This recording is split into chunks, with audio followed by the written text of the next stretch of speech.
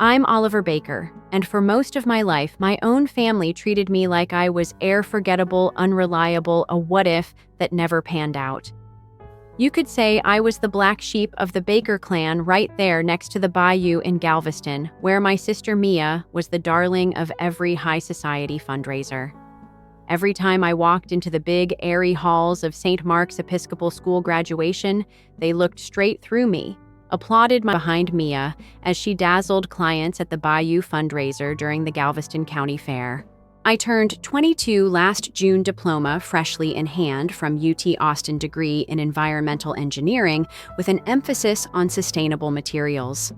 Perfect for building my own green tech startup, Apex Innovations. Instead, my proudest moment was overshadowed by Mia's feature in Texas Monthly, How Our Little Baker Girl Took Austin's Startup Scene by Storm. Not exactly the family heirloom moment Dad envisioned for me. 2 weeks later, I was packing up my dorm room when my roommate Miguel Ortiz called me over.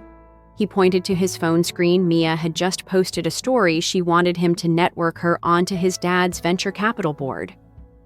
Miguel's dad was a middle management sales exec at a run-of-the-mill oil company. She mistook that for clout. I laughed, but inside I felt the old sting of being second fiddle.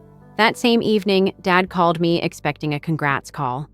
Instead, he said, "Oliver, we need to talk about your future at Baker & Co." My heart sank. I'd dreamed of sculpting my own path, not co-pilot Mia's showmanship. "Dad," I want to launch Apex Innovations Clean Tech Sustainable Interiors. There's real demand, and I have a plan." He sighed. "Look, Mia has a knack for schmoozing clients. What we need is someone like you behind the scenes, crunching costs, refining the designs. You support, she sparks the sale. It's perfect. Support staff. That's all. I was the brains who literally built her stage." I nearly dropped the phone. I'd spent 4 years honing my craft, burning the midnight oil, drafting CAD models, researching recycled composites. They'd seen me as nothing more than her calculator.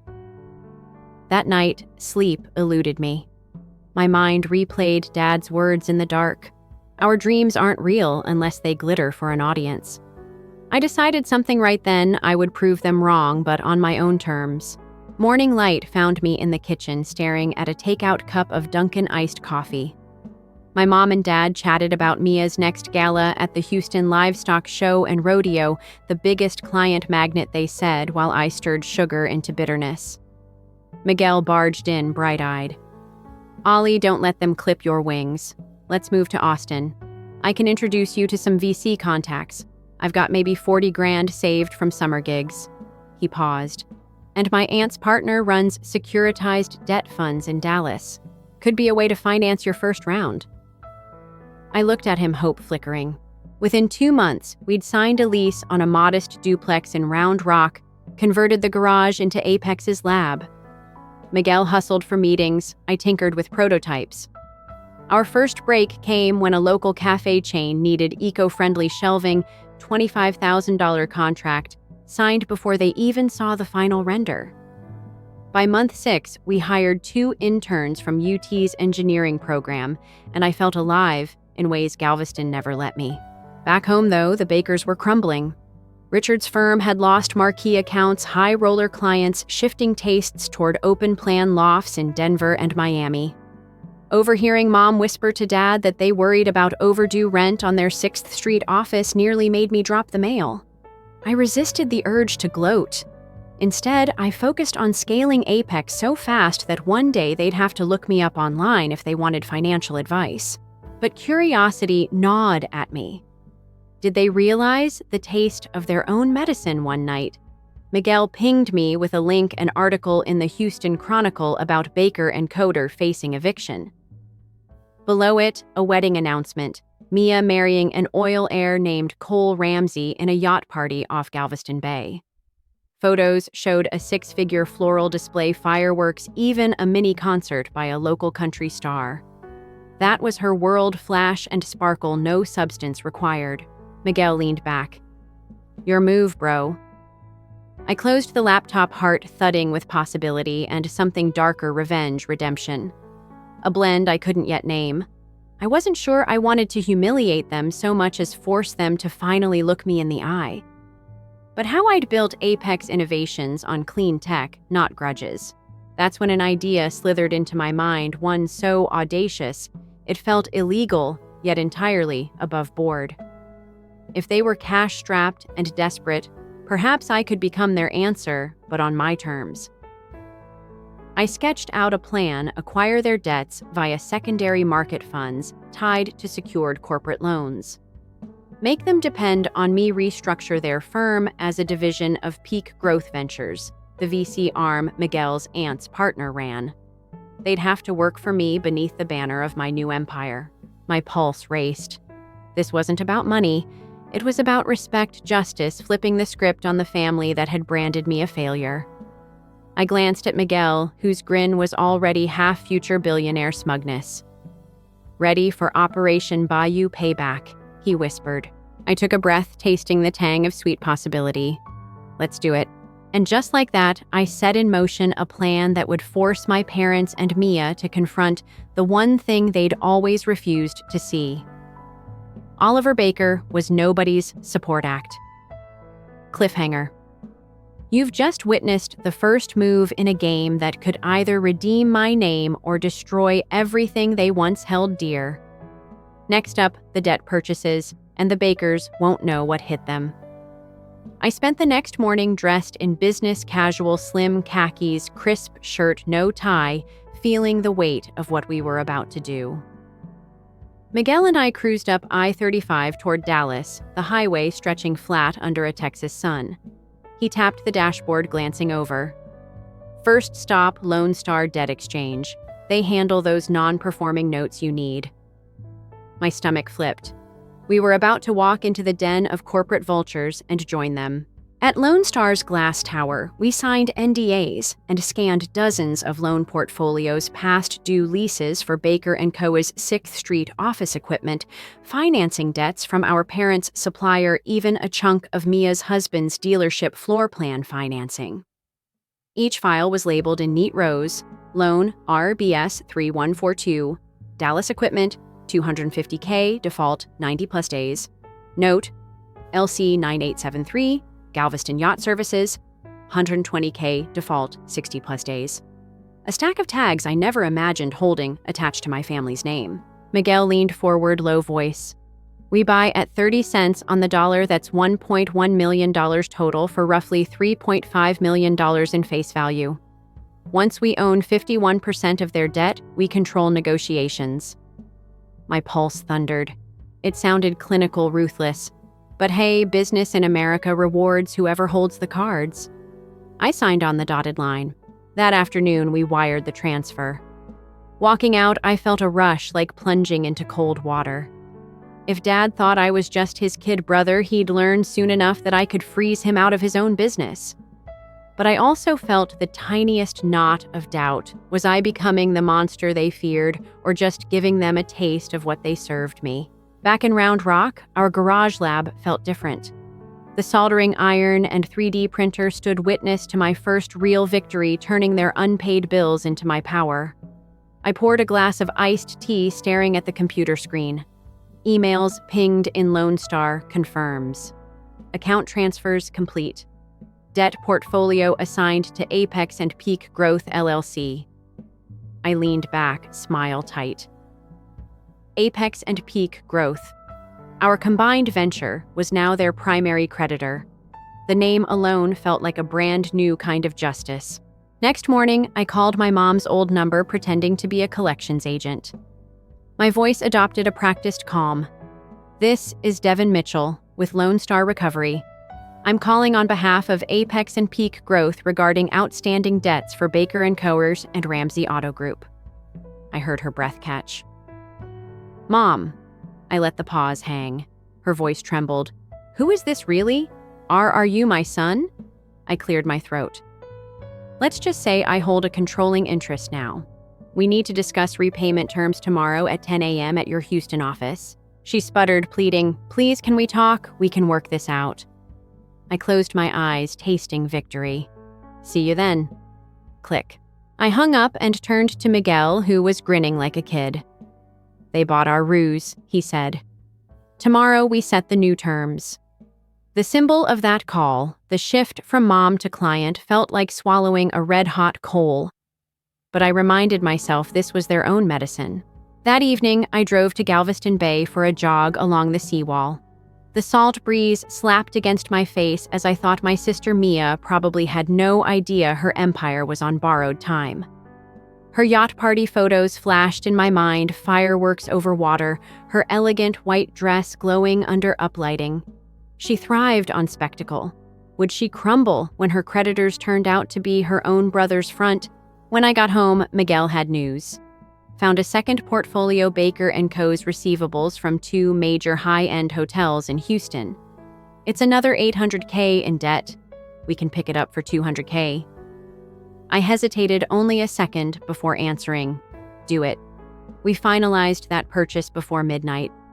Now between our 2 buys, we controlled over 60% of their defaulted obligations. In 1 week, I'd gone from idealistic founder to the man pulling my parents' financial strings. I barely slept. My mind replayed every family dinner where they'd praised Mia's spark every time Dad dismissed my grant proposals and patent ideas. Now the tables were turned, and I wondered, would they beg me with tears, or would they fight back like cornered animals? Early next morning, I packed a leather portfolio crisp presentation slides titled Debt Restructuring Proposal Baker & Kosher Division Integration. I rehearsed opening lines. Mr. and Mrs. Baker, thank you for meeting under these circumstances. As your primary creditor, I'm offering a path forward that preserves your family legacy under Apex and Peak's umbrella. My heart hammered. I sounded like the very people who once looked down on me. At 9:45 a.m., I pulled into their downtown Houston office parking garage. The Baker & Cumber sign looked faded metal letters dulled by rain and neglect. As I walked through the lobby, the receptionist raised an eyebrow. Mr. Baker, she asked. You have an appointment with Mr. Mitchell. I nodded, handed her my portfolio. She escorted me down a corridor that smelled of stale coffee and yellowing carpet, hardly the glamorous world Mia paraded. In the conference room, I found them Dad's shoulders slumped over a mahogany table. Mom's hands clasped in trembling prayer pose. Mia seated beside her new husband, Cole Ramsey, his tailored suit looking crisp, but his eyes ringed with fatigue. The glass wall behind them showed a city in motion. Commuters tapping smartphones, a billowing banner advertising a new high-rise project. I closed the door. They looked up, shock and confusion flickering across their faces. Devin Mitchell from Lone Star Recovery, Dad croaked. I set down my portfolio. Actually, I said, voice steady. Devin Mitchell is me, Oliver Baker? A gasp rose from Mia. Ollie, you. My mother's eyes welled. I flipped open the first page, debt summary, total face value $4.3 million, controlled by Apex and Peak Growth. The numbers glared like spotlights on their failures. Mia's voice cracked. This is some kind of mistake. I let Miguel stand in the doorway, arms folded, silent sentinel. I leaned in. There's no mistake. I bought your debts. Now you have choices: restructure under my terms or default and face asset liquidation. The room went still, the tension thick enough to taste. My heart pounded. The injustice I'd endured for 22 years wouldn't be erased by a legal maneuver, but maybe this was the reckoning they needed. My hand hovered over the slide clicker for our proposed new management structure, waiting for a reaction. Would they plead?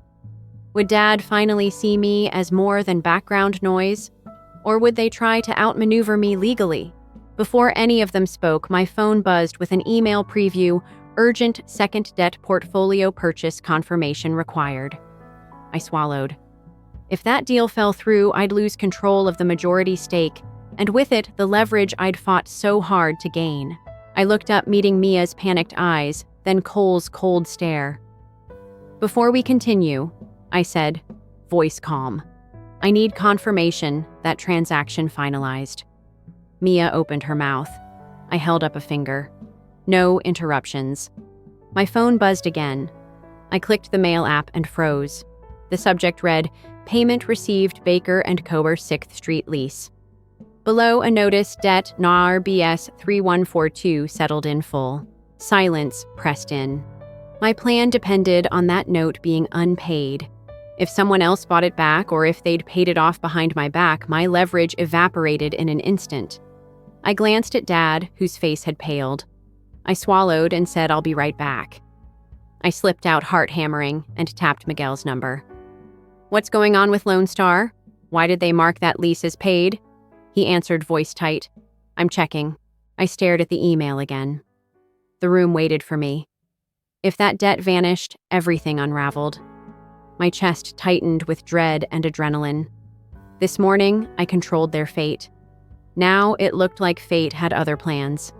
You bet, because the next move could cost me everything I've built, or nail shut my victory for good. I slipped into the corridor phone pressed to my ear. Miguel's voice buzzed through the line, low and urgent. "Ollie, that lease note got repurchased overnight by a third party. Looks like a hedge fund called Blue Rock Capital swooped in and paid the full balance. They just filed UCC-1 liens. Your control just dipped below 50%. My chest tightened, air choked. How is that even possible? "We wired the funds yesterday. They must have outranked us in speed or offered full payment to the servicer." Lone Star accepted it. I ran a hand through my hair, tasting grit on my tongue. "Okay, what else?" Silence. Then, they also picked up the equipment note and half of the yacht services debt. I pinched the bridge of my nose. Blue Rock Capital, big, faceless, ruthless. They were playing a different game. I ended the call and squared my shoulders, slipping back into the conference room like nothing had happened. Dad looked up, hope flickering in his eyes. My heart ached because for a moment I'd envisioned his relief. Instead, I cleared my throat. "Gentlemen and Mia Cole, there's been a development." I tapped the table, flipping to a fresh slide. Revised debt portfolio controlled by Apex and Peak Growth, 42%. Their expressions fell confusion, twisting to relief. Mom exhaled. "So you?" Dad began, voice cautious. I cut him off. "Let's call this a hiccup." I forced a tight smile. "I'll take full responsibility. We'll resolve this internally, no need to involve you further today." I gathered my papers and stood. The room exhaled tension, seeping out. Mia gave me a grateful glance. It felt like betrayal, but I couldn't let them see me crack. Outside, I found Miguel leaning against my BMW in the underground garage, phone in hand. "They're celebrating already," he muttered, showing me a Bloomberg alert. Blue Rock Capital acquires 2.8 teamers of Baker family defaulted debt. The headline glared at me like a neon accusation. "They'll move fast to foreclose," Miguel warned. "You need a counter." I clenched my fists, anger coiling in my gut. "We need to buy them out," I said. "Right now." He shook his head. "We don't have that kind of cash liquid." I swallowed. My funding round hadn't closed yet. All our burn rate was tied up in R&D and payroll. But if I walked away now, the Bakers would get a lifeline, my revenge evaporating like steam. I pressed my palm to the cold hood. Then we go to Plan B. When I got home, I unlocked the door to the Apex lab where 2 interns were asleep at their desks, prototypes halved in mid-print. The air still smelled of solder and recycled resin. I flicked on the lights. "Pack up," I ordered them. "We moved to Dallas tonight." Their eyes snapped open, confusion raw. I didn't explain. They grabbed laptops and notebooks, eyes flicking between me and Miguel, who emerged from the back room. I spoke to my aunt's partner. He's willing to front extra capital if we guarantee him equity in the debt portfolio. I paced. "How much? 200,000 more, Miguel said. "It pushes us back to 51%, just barely." My pulse thrummed. I nodded. "Let's do it." By midnight, we were back at Lone Star's tower, breath steaming in the lobby. Security eyed us as repeat visitors. We signed new agreements and wired the additional funds. While we waited for confirmation, I stared at the marble floor's veins, thinking I'd gone from proud founder to desperate scrounger negotiating with vultures so I could eat at the table. But this was the way power worked in America. If you didn't seize it, someone else would. At 2 a.m., an email pinged our phones. Transaction complete, apex and peak growth, reinstates control, portfolio equity, 52%. I exhaled until my lungs burned. Miguel slapped my shoulder. We did it. Relief washed over me, and a darker satisfaction followed. The bakers would have to face me again on my terms. We collapsed into a booth at a 24-hour diner, ordering hash browns and coffee. I stared at the chipped Formica table, thinking of every family dinner where they'd applauded Mia's glitter and never once raised a glass to my midnight oil. Now I was the one with the leverage. Morning dawned bleak and gray as I drove back to Houston. Rain tapped the windshield as if the sky itself lamented what I was doing. I rehearsed my opening. As your majority creditor, I'm offering terms that preserve your firm, but you work under my corporate structure. The words tasted bitter. I parked dread coiling like a snake in my gut. Inside the office, they were waiting. Dad wore his tie knotted too tight, flop of sadness in his eyes. Mom unfolded a handkerchief. Mia and Cole perched at the end of the table. I set down my portfolio slide, debt restructuring plan, Baker & Co., as division of Apex Strategic Solutions. Silence thickened like fog. Dad's voice trembled. Oliver, why won't you just let this go? I locked eyes with him. Because I won't be erased again. I earned this. Mia's face reddened. You're punishing us. I stood palms flat on the table. I'm offering a partnership under new leadership. You retain roles, Dad creative director, Mom operations manager, Mia client relations. But I'm CEO of your family legacy now. My words rang in the room like a gavel. Cole's jaw clenched. This is extortion. I met his stare. It's debt restructuring. I have the legal right. The receptionist's heel clicked in the corridor, the first outside eye on the scene. A new face, a slim woman in a gray suit. She entered, badge visible, Rebecca Lynn, Blue Rock Capital. My throat went dry. She extended a file. Mr. Baker, per our agreement, Blue Rock Capital now holds 40% of this portfolio. We're open to negotiation. I stared, heart pounding. My plan had danced on a knife's edge, and now Blue Rock had sent their emissary to complicate everything. They awaited my reaction. Dad's face turned ashen. Rebecca's eyes were cool as glass. I swallowed. The table felt like a ship decking under rough seas. Well, I said, voice steady despite the storm inside, then let's talk terms. The room held its breath. Outside, the rain picked up, hammering the window like a warning, and this game control was never guaranteed. And now a third party had jumped in, reshaping the battlefield. Absolutely, because with Blue Rock at the table, my next move would decide not only my family's fate, but whether Oliver Baker could ever truly claim victory.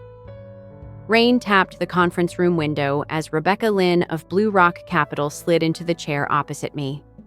Her tailored gray suit and impassive expression made her look more like a corporate shark than a banker.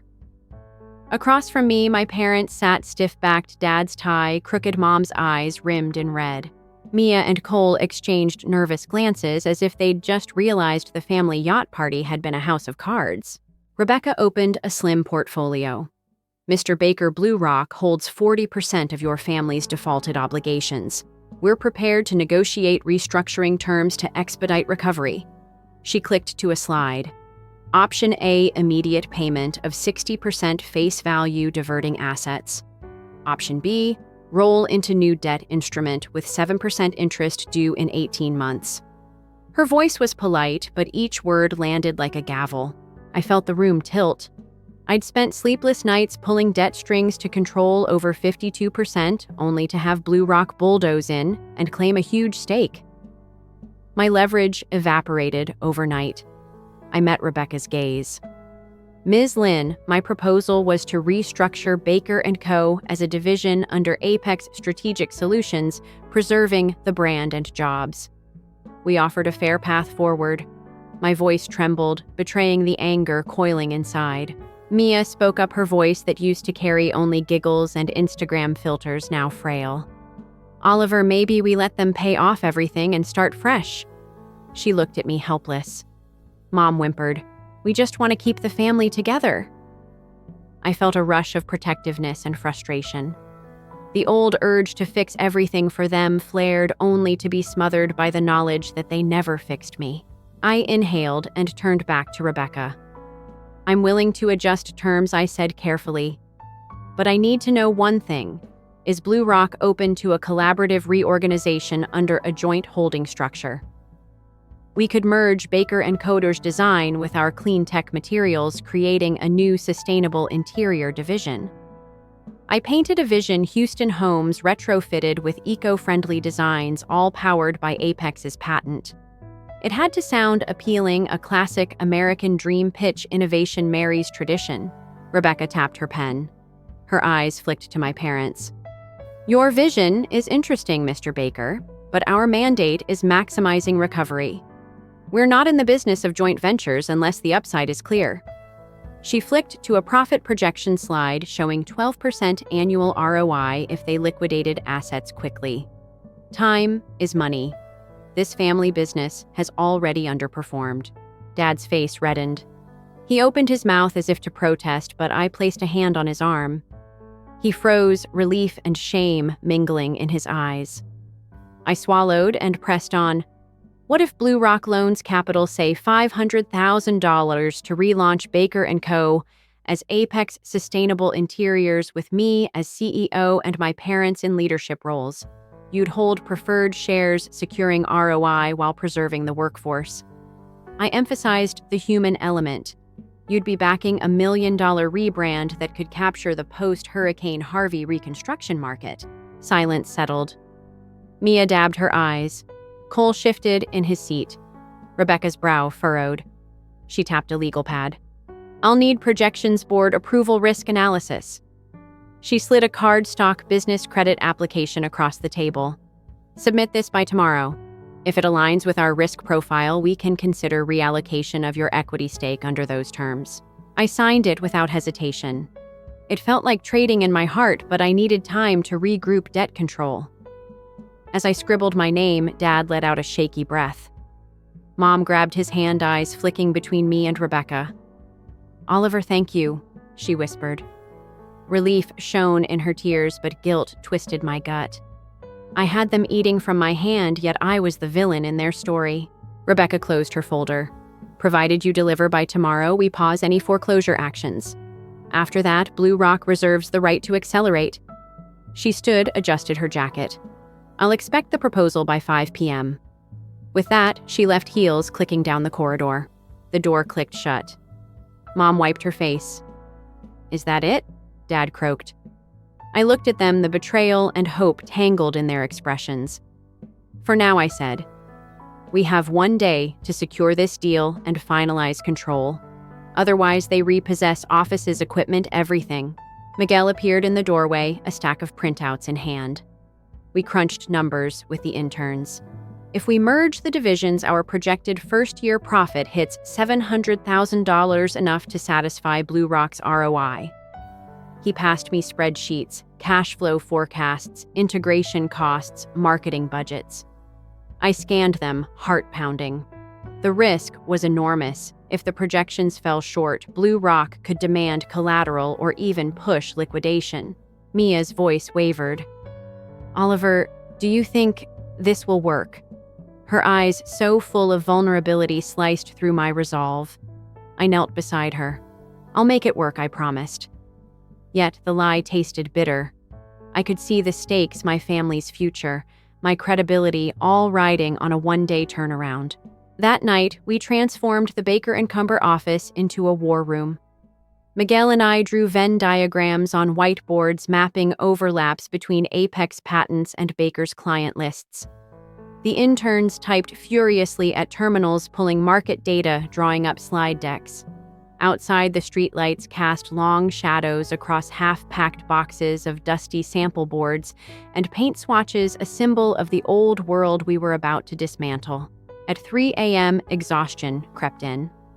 I found Dad alone in the hallway, staring at framed awards on the wall plaques for Best Luxury Renovation, 2015 Top Designer Under 40. He traced the dates with trembling fingers. "I'm sorry, son," he murmured, his voice cracked, "for not seeing you." I swallowed. For the first time, we stood as equals, both flawed, both desperate. "Let's finish this," I said softly. He nodded, leaning on me more than on his own pride. By dawn, our 50-page proposal was ready. Sleek slides with branded imagery, Apex Sustainable Interiors logos, photoshopped renderings of Houston lofts with green walls, solar-powered light fixtures. Financials showed break-even in 14 months, a 15% operating margin, plus tax credits for sustainable materials. I designed a timeline startup phase, client outreach, rebranding, corporate launch. At the end, a slide, benefit summary, Blue Rock, preferred dividend, Apex market expansion, Baker family legacy preserved. At 8 a.m., I emailed the deck to Rebecca Lynn with a brief note. As discussed, please review for your board. Looking forward to alignment. My finger hovered over send, and for a moment, terror gripped me. What if this was a trap? What if Blue Rock intended to spin off assets to flip for a quick profit, leaving my parents with crumbs? But there was no turning back. I hit send. Outside, sirens wailed in the distance. Rain hammered the pavement. I looked at Dad and Mom in the conference room, holding hands like kids lost in a store. Mia and Cole hovered behind them, their faces masks of hope and fear. I felt the weight of every choice, the unpaid debts I'd bought, the financial maps we'd drawn, the legacy I'd seized. Would our plan survive due diligence? Or would Blue Rock pull out at the last second, igniting foreclosure?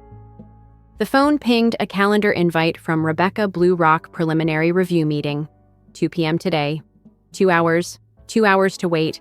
2 hours for everything I'd built to either solidify or shatter. The fluorescent lights buzzed overhead as if echoing my own nerves. I pressed my palm to the cool glass tabletop, looking at my reflection, merging with the rain-spattered window behind me. Outside, a pigeon landed on the ledge, ruffling its wet feathers. It stared at me, unblinking.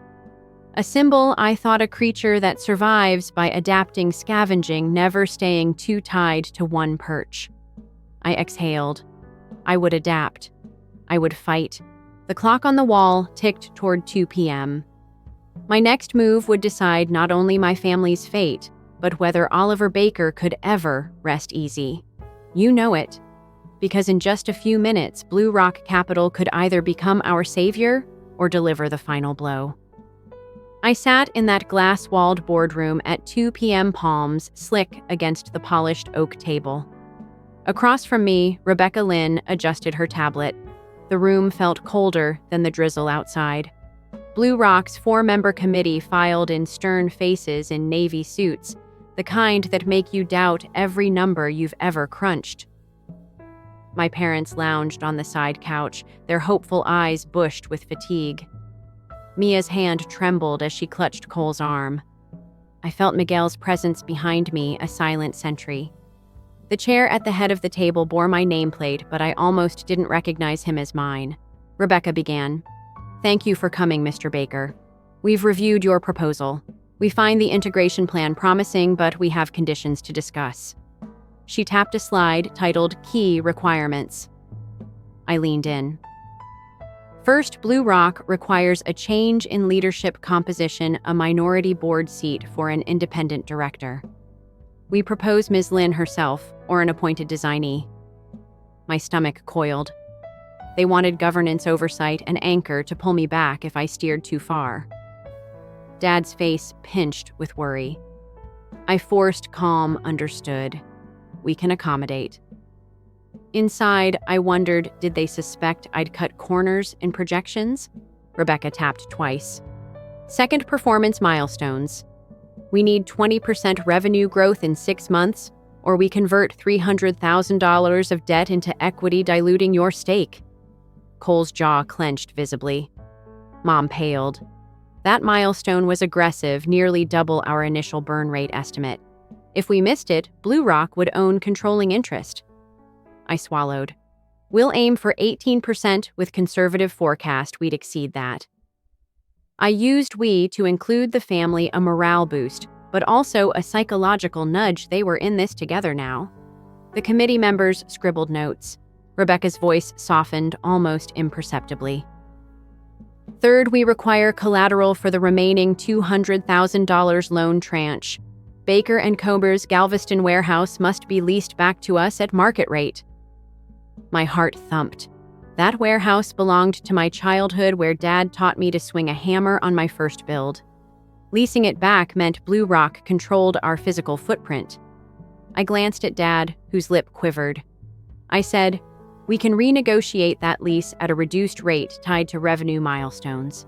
It was a partial concession, enough to satisfy them, but not erase our roots. They exchanged looks. After a tense pause, Rebecca said, "We'll draft term sheets reflecting these adjustments. If acceptable, we close by Friday." I exhaled slowly as Rebecca stood committee filing out like judges retiring. Dad slumped, relief and dread mingling in his eyes. I patted his shoulder. We did it. But did we? In the hallway, the air felt thick with unspoken fears. Back in the lab, our war room was in full swing.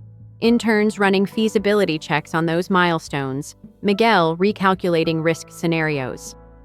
I snapped at them when they hesitated. "I need numbers for a 20% growth split by service line, interiors, sustainability consulting, and new product licensing." They scrambled data, pouring into spreadsheets. By midnight, we had a revised pitch deck, 3-year trajectories, cost controls, client case studies, all anchored by our most successful cafe contract. We added a page showing local press coverage, Apex Sustainable Interiors named Top Innovator by Houston Chronicle. It was credibility ammunition. Thursday morning, I met with Dad and Mom for coffee at the Galveston warehouse, a symbolic gesture. The old brick walls echoed our voices as we stood before dusty sample boards. Dad's voice cracked. "Oliver, I'm proud of you, but worried." I placed a hand on his weathered beam. "We built this together. Don't let them take our legacy." Mom dabbed at a tear. Mia squeezed my hand. For a moment, our fractured family felt whole, united by one goal: survival, pride, vindication.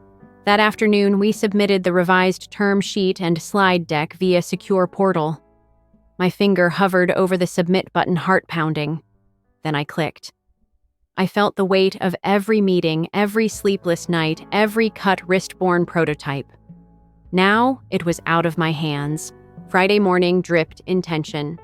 My phone buzzed with a calendar invite: Blue Rock final approval, 11 a.m. The world outside was bright sunlight slicing through rain-streaked windows.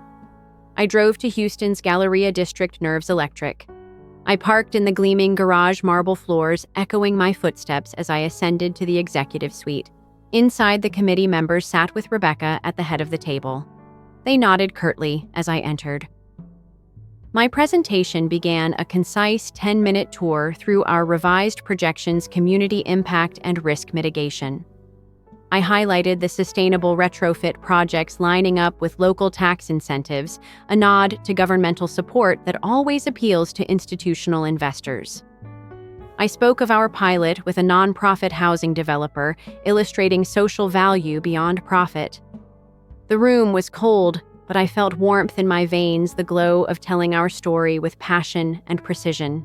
As I finished, Rebecca's gaze softened slightly. "Your revisions address our core concerns," she said. "However," she paused.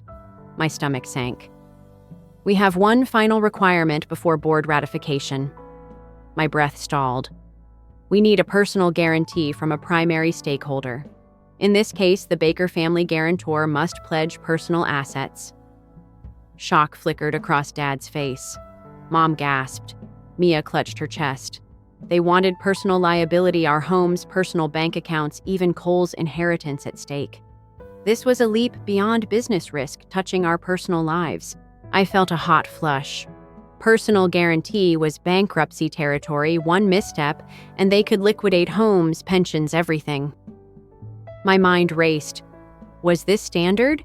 Did they suspect future failure? Or did they sense my ambition and aim to cage it? I steadied myself. Which assets are we discussing? I asked evenly. Rebecca gestured to her tablet. Primary residential properties, your family home in Galveston, and a vacation cottage in Lake Travis. Combined value approximately $1.2 million. I met their eyes, fear, betrayal, a plea for protection. My gaze cracked on Mom's. She looked ready to faint. Dad's lips trembled. Mia's eyes shimmered. I felt the familiar poison of doubt. This was the moment of truth swallow conviction and sign away our personal sanctuaries, or walk away from the entire deal, letting Blue Rock foreclose and shred our legacy. My pulse pounded in my ears, my throat dry. I realized the stakes. This wasn't just business. It was every childhood memory, the garage builds, holiday dinners, Mia's laughter echoing through those walls. Could I let it slip away? I drew a slow breath. I need time to consult with my family, I said, voice low. Rebecca nodded. You have until 4 p.m. today. After that, this offer expires. She rose, supported by her committee, leaving me at the head of the table, head throbbing. I stepped outside into the hallway's glare. Dad was waiting, face ghostly. I closed the door behind me. They want our homes, I said, voice raw. He sank to a leather bench, burying his face in his hands. Mom arrived, trembling, clutching her sweater. Mia and Cole appeared behind her. We stood in a loose circle, rain drumming the corridor's windows. Mia whispered, Ollie, don't do it. Her words stabbed me. If I refused, they'd lose everything.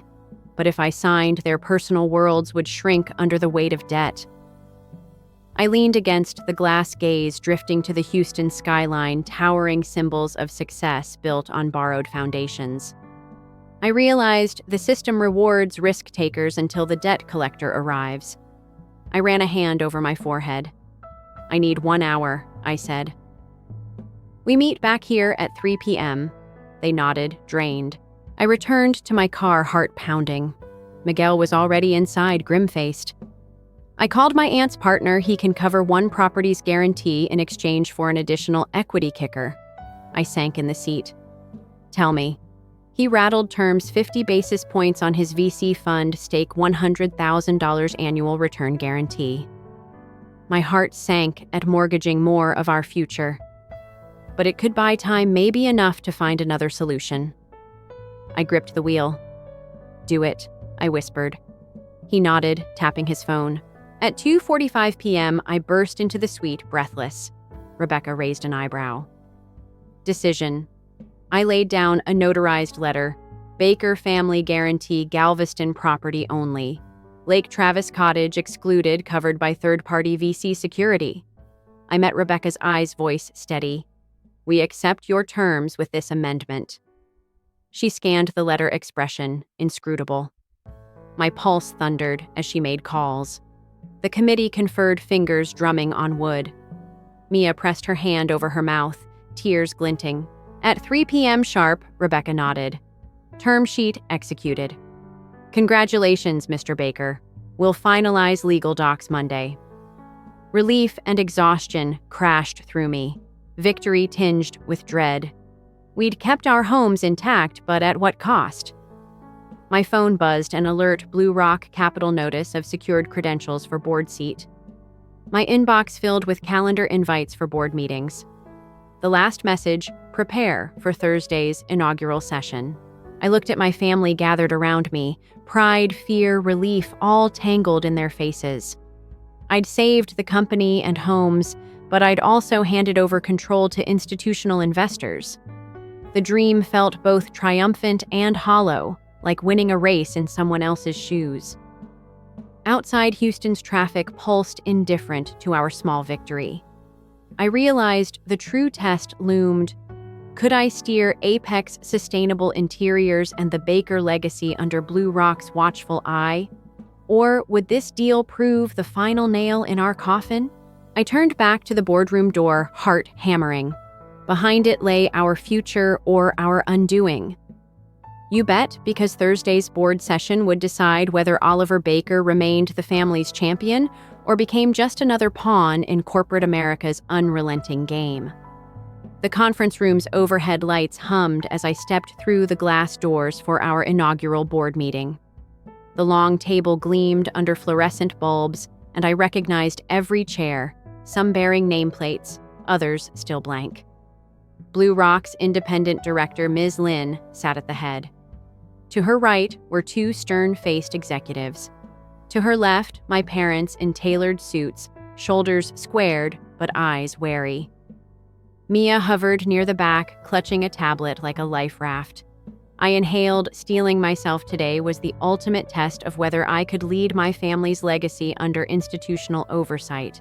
Rebecca Lynn opened the meeting with a crisp agenda: first, a review of Q1 results; second, approval of the 20% growth plan; third, election of subcommittee chairs. She clicked to a slide showing a waterfall chart: revenue streams, interiors, consulting, licensing. The numbers trended up, but just barely 12% instead of the promised 18%. My heart sank as gasps escaped from both parents. I looked at the chart. Our cafe contract had over-delivered, but regulatory delays on the pilot housing retrofit had nearly halved projected fees. The gap between promise and reality yawned wide. Lynn's eyes flicked to me. "Mr. Baker, could you explain the shortfall?" Everyone turned. I forced calm voice measured. We encountered unanticipated permitting delays with the Houston Housing Authority. Our consulting team is forecasting completion next month, which will recover the remaining 5%. I clicked to a Gantt chart showing timelines shifted by regulatory reviews. Once we finalize those permits, we project recapture of Q1 backlog, pushing us above the 20% target for Q2. I held their gaze, hoping conviction would bridge the missing numbers. Two of the Blue Rock executives exchanged skeptical looks. One leaned forward. "That's a significant risk assumption hinging on government approvals. We need contingency." I nodded. "Understood. We propose a temporary cost-sharing arrangement. Blue Rock can contribute up to $150,000 toward expedited legal and permitting fees capped at our break-even threshold. That ensures we can clear each permit without impacting operating cash flow." I tapped the table. "It's a shared risk approach, aligns our incentives." Silence ensued as Lynn typed into her tablet. Behind me, Dad shifted uncomfortably. I sensed his doubt after decades of telling me I lacked client finesse. Now I had to prove my strategic acumen. I swallowed, focusing on Mia, whose eyes glimmered with pride. I owed her that moment proof that the kid brother could command a boardroom. Lynn's lips pressed. After a beat, she said, "We'll review the cost-sharing proposal. Next item, election of the Sustainability Advisory Subcommittee. 2 seats open, 1 executive level, 1 family representative." The Blue Rock execs raised their hands to vote. I felt a tight pull in my chest. Family representation was symbolic, a chance to show Baker blood still mattered. I looked at Dad. His eyes were distant. I caught Mom's hand under the table. I cleared my throat. "I nominate Dad as family executive and myself as family representative." The room turned. Dad blinked, stunned. The execs nodded absently, and Lynn tapped twice. Nominations accepted. Carried by unanimous decision. Relief washed over me. Dad's nameplate would now read Creative Director Sustainability Committee, but the triumph tasted hollow. Q1 had mismatched projections, and handing Dad a subcommittee post meant burdening him with responsibility he'd never sought. Still, it was momentary vindication. The final agenda item loomed: approval of the revised corporate charter merging Baker & Co. as Apex Sustainable Interiors Division. As the legal counsel read aloud a paragraph about equity shares, I noticed a footnote on page 4, Blue Rock reserves right to convert any underperforming equity tranche to secured debt. That was a clause buried in dense legalese, essentially a kill switch if we missed targets. I caught Lynn's eye. She offered a polite nod, as if assuring me it was standard. But I knew better, this gave them veto power over our lifeline. Mom's voice trembled at the end of the reading. "Oliver, what does this mean for us?" I forced a reassuring smile. "It means we can't miss our milestones," I said, "and we'll hit them." The board voted. The merger was approved. Applause was polite, perfunctory. I collected my notes, hands still trembling. As the meeting adjourned, Lynn approached. "Good job today," she said softly. "But remember, this is a marathon, not a sprint." That quiet acknowledgement felt more like a warning than praise. Outside the boardroom, I found Dad leaning against the marble wall. His tie was loose, eyes shadowed. "I'm proud of you," he said quietly, "but I'm scared." He looked small, vulnerable, the man who once towered over me in childhood. I placed a hand on his shoulder. "Me too," I admitted, "but we'll do it together." He nodded, wiping a hand across his forehead. Back at our Round Rock headquarters, the energy had shifted. The interns hesitated when I asked for new client pitches. Miguel scrolled through email updates from Blue Rock with grim concentration. The office telephone rang constantly, clients, vendors, and board secretaries confirming our next filings. I felt like a juggler with too many plates spinning. That evening, I drove to the Galveston warehouse for a site inspection. Rusted sample racks leaned against the wall. Dust motes danced in the headlights. The building once echoed with my childhood laughter and Dad's booming encouragement. Now its boarded windows seemed to sag under neglect. I walked the floor, imagining workers installing solar-paneled walls reconnected to that childhood dream of sustainable design. I pictured the warehouse alive again, humming with innovation. The symbolism burned bright, restoring the family home under the new charter. My phone buzzed. Cole's name flashed. I answered. His voice was stiff. Oliver, Mia, and I were reviewing finances. We still owe $80,000 to Ramsey Auto's note, Blue Rock's second lien. They're asking if we have a payment plan. I exhaled. "Yes, tomorrow I'll wire the first installment." He hesitated. "Are you sure it's going to strain our payroll?" I clenched my jaw. "I'll handle it. We can't lose credibility now." He said nothing more. I stared at the warehouse wall, feeling the weight of every unpaid debt converted to our promise. Later that night, I returned to my home office walls lined with CAD prints and family photos, one of me and Mia in front of our childhood garage, grins smeared with paint. I opened my laptop, scanning emails, client leads, Blue Rock memos, press inquiries about our new brand. One email's subject caught my eye: urgent whistleblower complaint filed. My stomach dropped. I clicked an attached PDF from a former Apex intern, alleging that our pricing model for the nonprofit retrofit project misrepresented government subsidy percentages, potentially constituting fraudulent inducement. My breath caught. If Blue Rock saw this, they could trigger that kill switch clause and rewrite our equity. My pulse thundered. The intern's name was scrawled at the bottom, someone I'd mentored personally. The complaint detailed email chains showing me instructing the team to emphasize the highest rebate rates, downplay conditions. I stared at the words fraudulent inducement. This wasn't slander. It was documentary evidence. I slammed the laptop shut, heart pounding. If this went public or into Blue Rock's hands, we'd be in breach immediately and they'd seize control and liquidate the division. I paced, mind racing. Did I corner my family's legacy into a trap? Had I let desperation blind me to ethical lines? Images of my parents proud in that boardroom flashed through my mind. I couldn't lose them now. I dialed Miguel's number. His groggy voice answered. "We have a problem," I said, voice strained. I outlined the complaint. He cursed softly. "We need damage control. I'll initiate an internal audit and prep a legal response." I nodded, even though he couldn't see me. Do it fast. If Blue Rock hears about this before we resolve it, it's over. I ended the call and stared at the CAD print of our flagship prototype, a sustainable partition wall. It symbolized so much innovation, hope, redemption. Now it felt fragile, like a vase teetering on a nail. I sank into my chair, hands shaking.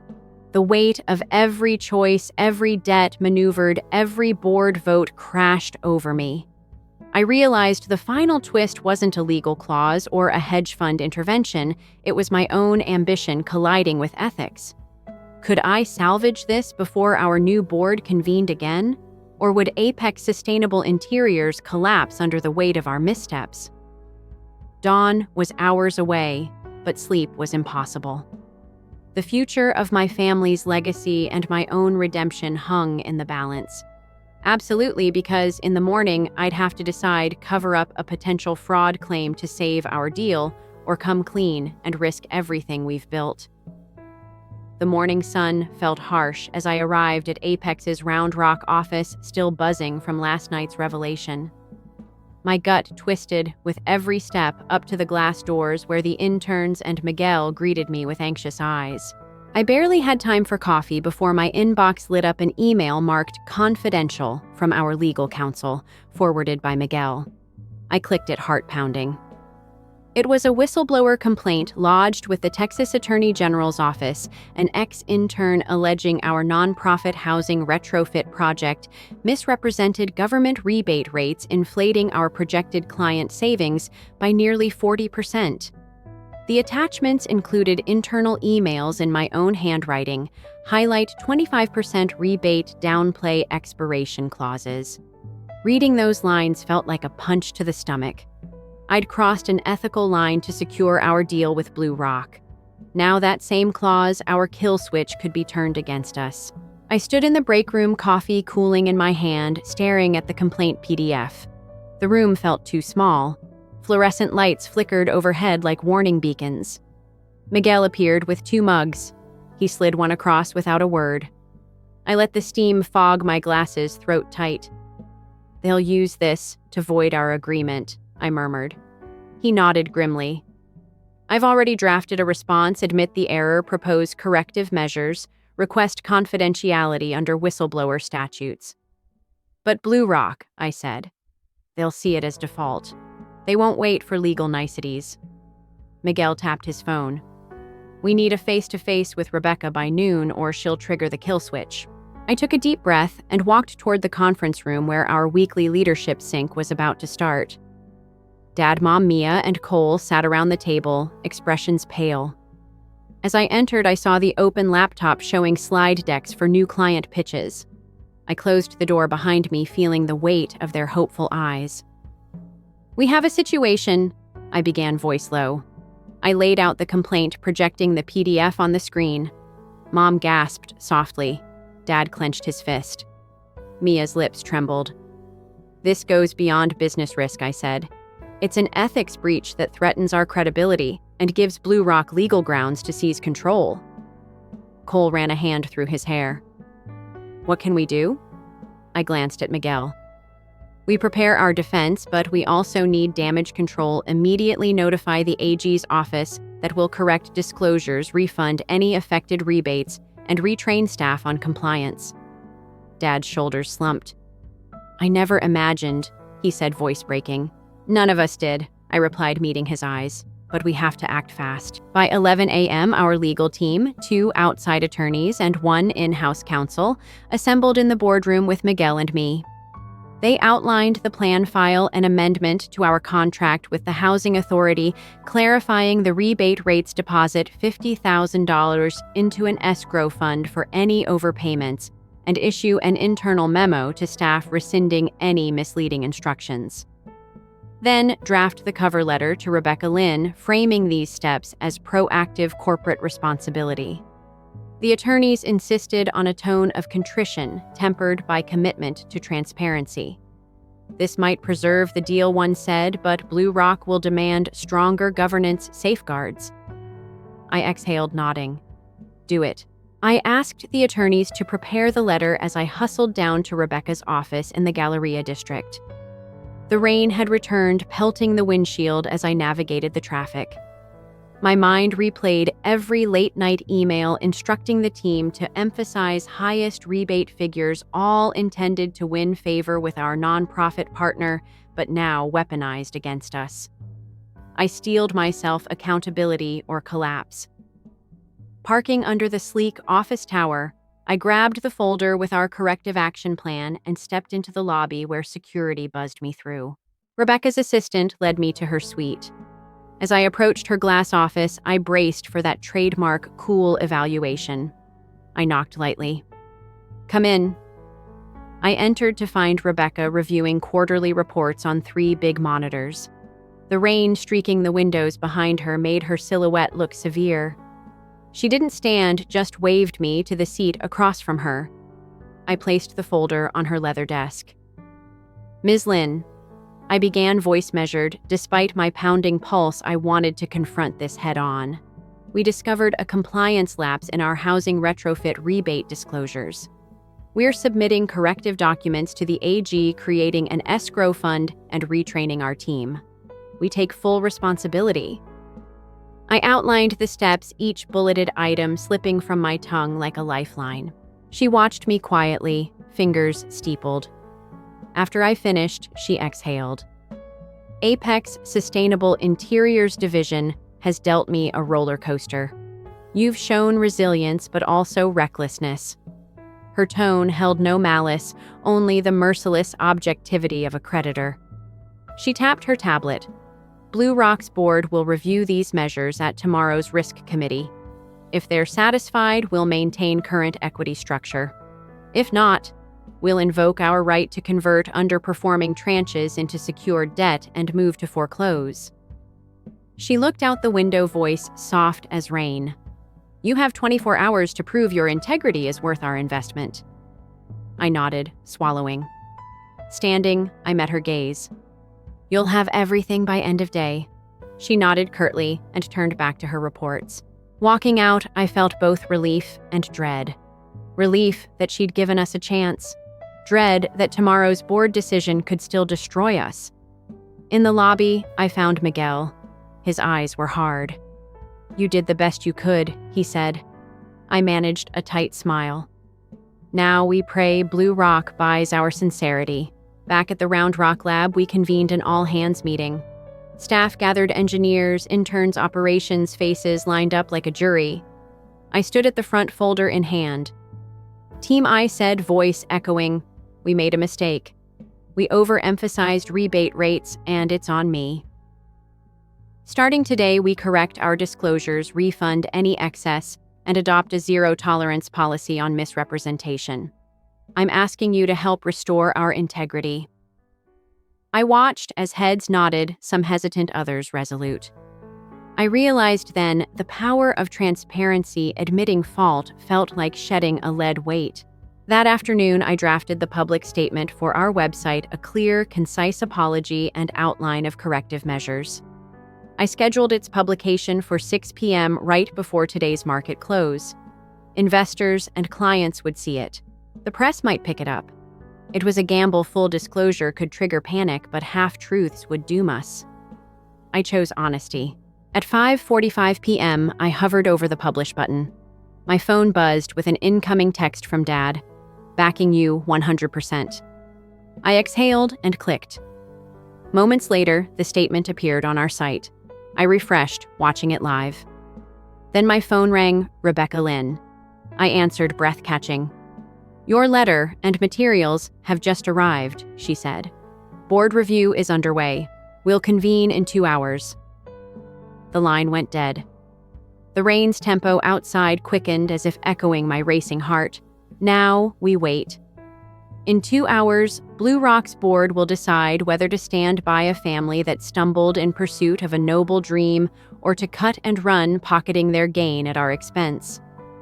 I look at the empty conference room behind me, dust motes dancing in fading daylight, and wonder, have I redeemed my name or sealed my family's fate? The clock ticks toward 8 p.m. And in that final hour, our future hangs by a thread because the very act of truth-telling may either save us or shatter everything we've fought for. Absolutely.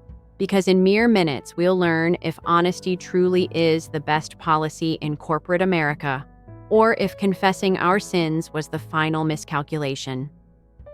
The conference phone crackled at 8 p.m. lines, connecting me, Rebecca Lynn, and the 4 Blue Rock board members in a circle of glass and light. I gripped the table's edge, heart pounding so loud I thought they'd hear it. Rebecca cleared her throat.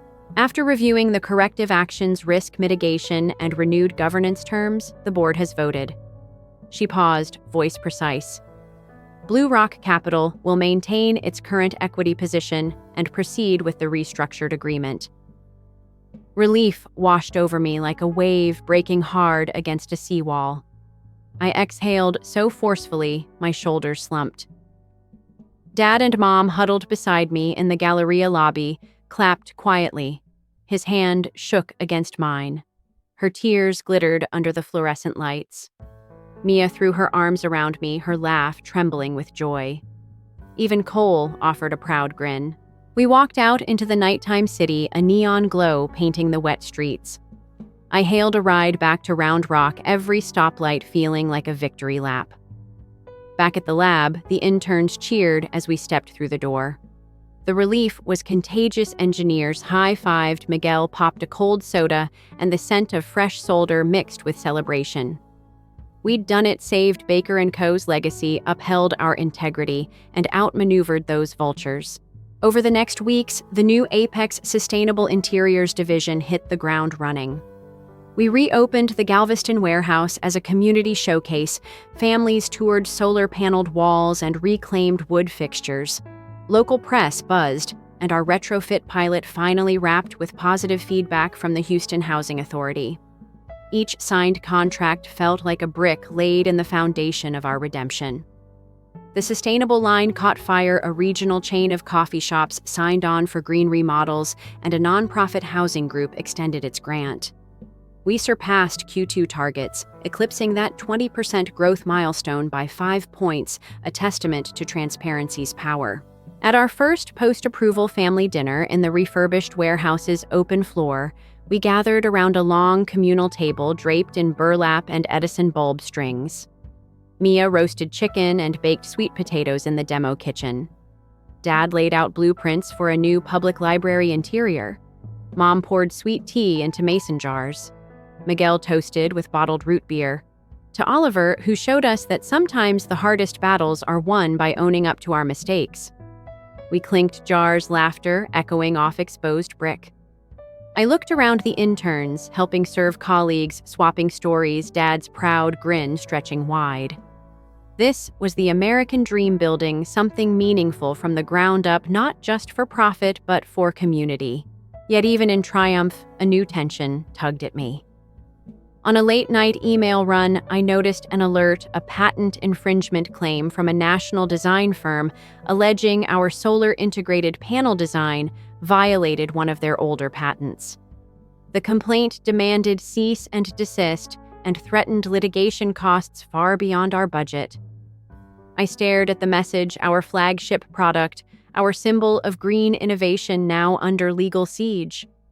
The irony stung. After weathering corporate sharks and ethical pitfalls, we now faced an even more existential threat. I gathered Dad, Mom, Mia, and Miguel in Dad's makeshift office, a glass cube overlooking the warehouse floor. My hands trembled slightly as I showed them the complaint. Dad's face fell. Mom's lip quivered. Mia's chin set into a fierce line. Miguel's eyes narrowed. We'd fought so hard to win back respect, only to risk losing everything to a legal battle. I swallowed the lump in my throat. We all saw what happens when nobody stands up. Now's the time we protect what we've built. Tomorrow we meet with our IP council. We fight back or we negotiate. No matter what, we face this together. Outside, the warehouse lights glowed warm against the night sky, but inside, uncertainty hung heavy. Would we prevail against a deep-pocketed adversary, or would this be a blow too hard to absorb?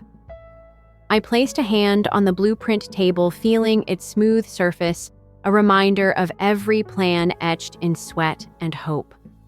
The hum of the facility beyond sounded like a heartbeat, alive but vulnerable.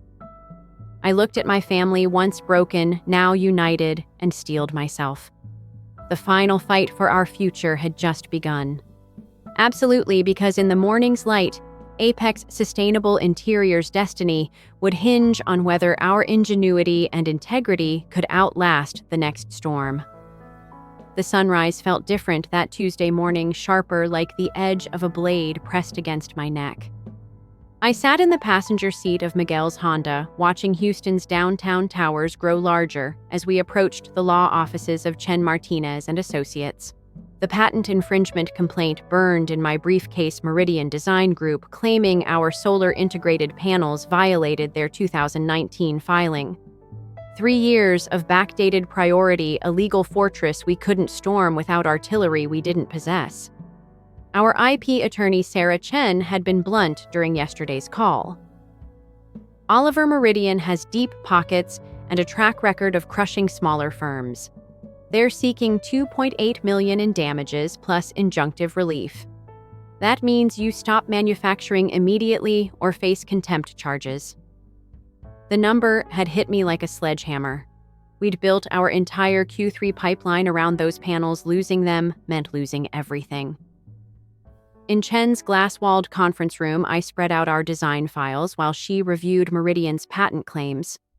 The similarities were undeniable. Both used photovoltaic cells integrated into modular wall systems. Both featured the same copper wire routing pattern. But our innovation lay in the sustainable composite backing, recycled ocean plastic mixed with hemp fiber. Meridian's patent covered only traditional aluminum frames. "There's your angle," Chen said, tapping her pen against the table. "Prior art defense won't work," they filed first. "But if you can prove your composite backing creates a fundamentally different structural system, we might argue non-infringement." She pulled up case law on her laptop. The precedent is thin, but possible. However, litigation could take 18 months and cost $400,000 in legal fees. My stomach clenched. We had maybe $80,000 in legal reserves. Miguel leaned forward. "What about settlement?" Chen's expression grew grim. "I reached out yesterday. Meridian wants $850,000 plus 12% royalty on future sales. It's highway robbery, but it's survivable." I stared at the numbers, mind racing. The settlement would gut our cash flow for 2 years, turning us into sharecroppers on our own innovation. But refusing meant rolling dice with our entire future. That afternoon, I called an emergency family meeting at the warehouse. The space felt hollow despite the afternoon light streaming through skylights.